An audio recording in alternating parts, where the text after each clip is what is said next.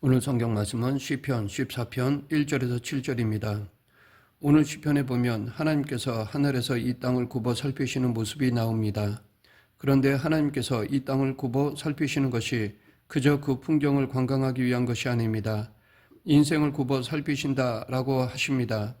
하나님은 지금도 이 땅의 한 사람 한 사람을 굽어 살피십니다.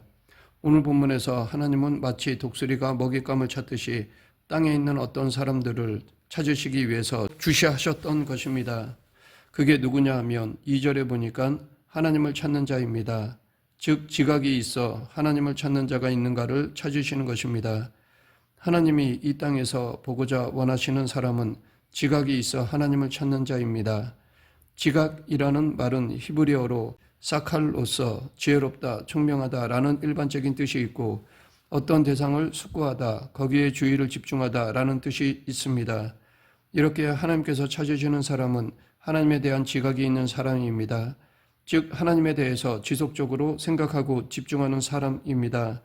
사람들이 이 땅에서 살아갈 때에 세상 사람들과 세상의 것에 대해 지속적으로 생각하고 집중하는 것이 일반적입니다. 그런데 하나님께서 찾으시는 사람은 이 땅에서 살지만 하나님을 생각하며 집중하는 사람, 곧 하나님을 지각하는 사람입니다. 하나님은 당신을 지각하며 당신을 찾는 사람을 찾고자 이 땅을 굽어 살피십니다. 그런데 오늘 시편에서는 하나님의 기대와는 달리 하나님은 이 땅에서 그러한 사람을 찾지 못하셨습니다. 오히려 어리석은 자들만이 하나님 눈에 들어왔습니다. 지금도 하나님은 이 땅을 굽어 살피시고 있으십니다. 당신을 지각하며 당신을 찾는 자들을 하나님은 찾고 계십니다. 오늘 시편을 통해 우리는 하나님께서 찾으시는 사람으로 살아가고 있는지 생각해보고 하나님께서 그 사람을 찾아서 어떻게 하시고자 하시는지를 알아보겠습니다. 오늘 시편을 통해서 볼 때 이 땅에는 하나님을 지각하는 사람들보다는 그렇지 못한 어리석은 사람들이 많다는 것을 알 수 있습니다. 그도 그럴 것이 사람들은 자신이 똑똑하다는 말을 듣기를 원하지 저 사람은 어리석어라는 말을 듣고 싶어하는 사람은 없을 것입니다. 그래서 자신이 똑똑하다는 것을 나타내기 위해서 자신이 공부한 것이나 경험한 것들을 사람들에게 내세우기도 합니다. 우리가 흔히 생각하기를 어리석은 자들은 잘 배우지 못하고 지능이 떨어진 사람으로 생각하는 경향이 있는데 하지만 오늘 시편에서 말하는 어리석은 사람은 단순히 지식이 없거나 지능이 떨어진 사람을 말하는 것이 아닙니다. 오늘 시편에서 말하는 어리석은 사람은 그 마음에 하나님이 없다고 생각하는 사람입니다. 곧 하나님을 인식하지 못하고 살아가는 사람입니다. 어리석은이라는 말은 히브리어로 나발인데 또 다른 의미로 무감각한이라는 뜻이 있습니다. 그러하기에 어리석은 사람들의 특징은 무감각함입니다. 즉 하나님에 대해서 무감각한 사람이 어리석은 사람입니다.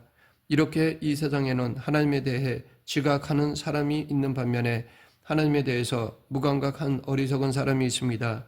그런데 하나님을 믿는다고 해서 모두 하나님을 체험하며 지혜롭게 사는 것은 아닙니다. 그런데 오늘 시편에서 말하는 어리석은 사람들은 하나님을 모르는 사람들이 아닙니다. 다윗이 말하는 어리석은 자들은 자신과 같은 이스라엘 사람들이고 그들도 하나님을 믿는 사람들이었습니다. 그런데 문제는 하나님을 믿는다고 말하면서도 그 마음에는 하나님이 없다고 말하는 것입니다. 즉 어리석은 사람들은 하나님을 믿는다고 하면서 행동은 하나님이 없는 것처럼 행동합니다. 우리는 요나 선지자를 보면서 어리석다고 생각합니다. 하나님께서 요나에게 니느웨로 가라고 하셨는데 요나는 하나님이 명령하시는 니느웨로 가지 않았습니다. 왜냐하면 니느웨는 이스라엘의 적대국인 아수르 나라의 수도였기 때문입니다. 그래서 요나 선지자는 그곳으로 가지 않고 배를 타고 다시스로 도망쳤습니다. 요나는 배에 오르자 배의 밑창으로 들어갔습니다. 그리고 그곳에서 잠이 들었습니다. 요나는 자신이 배의 밑창으로 들어가면 하나님의 시선을 피해서 숨을 수 있을 것이라고 생각한 듯 합니다. 이처럼 요나는 선지자이긴 했지만 영적인 감각이 둔한 사람이었습니다. 요나가 배 밑창에서 잠이 들었는데 그것은 단순한 육적인 잠만이 아닌 영적인 잠이기도 하였던 것입니다. 영적으로 하나님이 모든 곳에 계시면서 자신을 굽어 살피신다는 것을 감각하였다면 다시스로 도망가지도 않았겠지만 설령 도망갔다고 했더라도 편하게 잠자는 것이 아니라 불안해하거나 염려하고 있어야 했을 것입니다. 그러나 요나는 하나님에 대한 지각이 별로 없는 선지자였습니다. 그러다 보니 하나님께서 자신을 보고 계신 시선을 의식하지 못하고 하나님의 뜻에 불순종함으로 징벌에 이르게 된 것입니다. 때로 하나님을 믿는다고 하는 사람들이 요나와 같이 하나님을 지각하지 못하고 살아가다가 어리석은 자가 되기도 합니다. 우리가 신앙생활을 할 때에 경계해야 할 것이 바로 이것입니다. 하나님을 믿는다고 하지만 실제로 하나님을 지각하지 않고 찾지 않는 사람은 마치 하나님이 없다고 여기는 어리석은 자와 같이 신앙생활을 한다는 것입니다. 겉으로는 하나님을 알고 믿는 것처럼 말하지만 실제로 그 속마음에는 하나님이 없다고 여기며 살아갑니다. 하나님은 우리를 굽어 살피시는 분이십니다. 그러므로 우리는 하나님의 임재에 대해서 민감해야 합니다. 내가 하나님을 느끼지 못한다고 해서 하나님이 이곳에 계시지 않는 것이 아닙니다. 내가 느끼든 못 느끼든 하나님은 이곳에 존재하고 계십니다. 그러하기에 하나님의 임재를 체험하기 위해서 우리는 하나님을 지각해야 합니다. 하나님에 대해 지속적으로 관심을 가지며 집중해야 하는 것입니다. 우리는 평상시에도 하나님에 대해서 생각하고 관심하며 살아가야 합니다. 기도하며 성경 말씀을 통하여 하나님의 하신 말씀에 관심을 가지면서 하나님께 집중할 때 하나님의 임재를 체험하는 삶을 살아갈 수 있습니다. 그러면 우리가 내 자신이 하나님이 찾으시는 사람임을, 즉 하나님을 지각하고 하나님을 찾는 사람임을 어떻게 알 수 있을까요? 다시 말해 하나님을 지각하는 사람의 특징이 무엇일까요? 먼저 하나님을 지각하고 찾는 사람의 특징은 하나님의 선을 행한다는 것입니다. 하나님이 인생을 굽어 살피시면서 탄식하시는 것이 선을 행하는 자가 없도다입니다. 하나님이 없다고 여기며 살아가는 어리석은 사람의 특징은 1절의 말씀과 같이 부패하고 그 행실이 가정에서 선을 행하지 않는다는 것입니다. 반면에 하나님을 지각하고 찾는 사람의 특징은 하나님 중심으로 살아갑니다. 하나님의 뜻과 말씀대로 살아가고자 하나님을 찾게 되고 하나님을 자신의 중심에 모시고 살아갑니다. 이렇게 선하신 하나님의 뜻대로 순종하면서 살아가기에 선한 일을 행할 수밖에 없습니다. 그런데 반대로 하나님이 없다고 여기며 살아가는 사람의 중심은 하나님이 아니라 자기 자신입니다. 자기 자신이 모든 삶의 중심에 있습니다. 그래서 자신의 생각대로 판단하고 결정하며 살아갑니다. 그러다 보니 하나님의 선을 행하는 것이 아니라 자신의 뜻대로 행하다가 죄악을 행할 수밖에 없습니다. 또한 하나님을 믿는다고 하면서도 하나님이 없는 것처럼 살아가는 사람들도 많이 있습니다. 거기에는 이유가 있는데 그것은 하나님을 주인으로 모시지 않고 하나님을 믿는다고 하면서도 여전히 자신이 주인이 되어 자기중심적으로 살아가기 때문입니다. 그러하기에 하나님의 형상과 성품이 아니라 사람의 죄성이 드러납니다. 하나님을 믿는다고 하면서 거짓말로 사람을 속이는 사람들도 있습니다. 교회에 다닌다고 하면서도 세상 사람들과 똑같이 미워하고 욕하고 싸우기도 합니다. 교회 안에서는 예수님을 잘 믿는 것 같은데 세상에 나가서는 힘으로 약한 사람을 억압하고 경제적으로 가난한 사람들의 돈을 착취하는 사람들도 있습니다. 교회에 다니지 않는 사람들조차도 그러한 이들을 보면 저 사람 하나님 믿는 사람 맞아 라고 말하기도 합니다. 하나님의 임재를 깨닫지 못하는 영적 무감각은 그 사람을 방자함으로 인도합니다. 그래서 내 원하는 대로 판단하고 행하다가 죄를 짓게 됩니다. 그러나 하나님이 지금 나를 굽어 살피신다고 감각할 수 있다면 그렇게 하지 못합니다. 하나님에 대해서 민감한 사람은 하나님이 나를 지금 바라보고 계실 뿐만 아니라 나와 함께 하심을 지각하기 때문에 내 뜻대로 함부로 하지 않습니다. 하나님께서 하늘에서 찾으시는 사람은 마음속에 하나님을 주인으로 모시고 하나님의 뜻에 순종하는 사람, 그래서 선을 행하는 사람입니다. 다음으로 하나님을 지각하고 찾는 사람의 특징은 하나님께 부르짖는다는 것입니다. 본 시편을 지은 다윗은 항상 하나님을 찾는 사람이었습니다. 시편 1절에도 보면 특별히 환난 때에 하나님을 찾는 다윗의 모습을 볼 수 있습니다. 그렇다고 다윗이 늘 하나님의 임재를 체험했던 것은 아닙니다. 그리고 하나님도 늘 다윗이 당신을 느끼도록 하시지도 않으셨습니다. 그래도 다윗은 하나님이 자신을 굽어 살피고 계심을 알기에 부르짖었습니다. 하나님은 우리와 늘 함께 하신다고 말씀하셨습니다. 하지만 하나님께서는 우리가 늘 당신의 존재를 체험케 해주신다고 하시지는 않으셨습니다.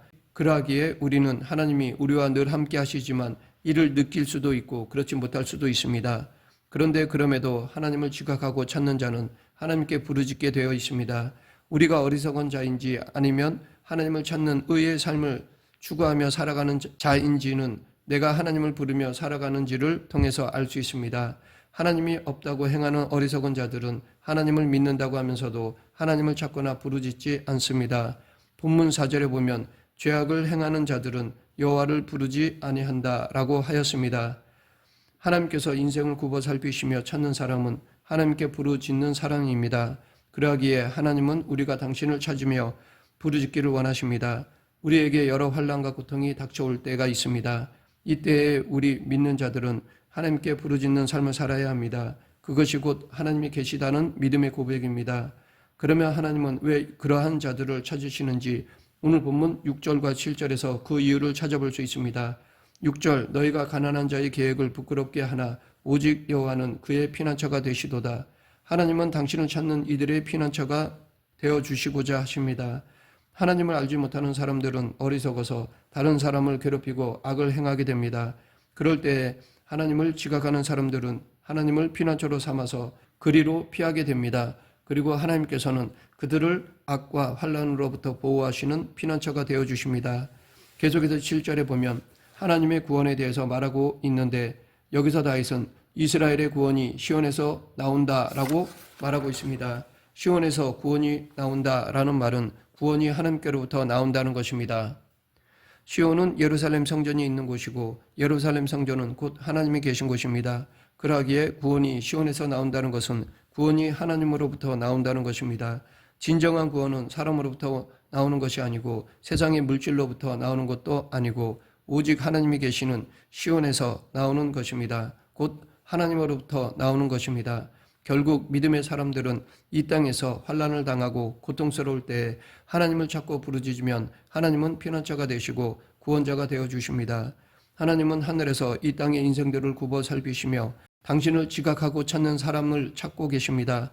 그런데 이 세상은 하나님을 지각하며 하나님을 찾는 자보다 하나님이 없다며 하나님을 외면하고 자신의 뜻대로 살아가는 어리석은 세대가 되었습니다. 하나님에 대해서 무감각하게 살아가는 어리석은 자들이 더욱 많아지고 있습니다. 심지어 하나님을 믿는다고 하면서도 마치 하나님이 없는 것처럼 생각하고 행동하는 사람들도 있습니다. 이러한 신앙의 태도를 가지고서는 하나님을 기쁘시게 할 수 없습니다. 말씀을 맺겠습니다. 하나님께서는 당신께 관심을 가지며 당신의 뜻을 구하며 살아가는 사람을 기뻐하십니다. 하나님이 우리를 굽어 살피심을 의식하며 살아가는 자들을 원하십니다. 그러한 자들에게 하나님은 피난처가 되어주시고 구원이 되어주십니다.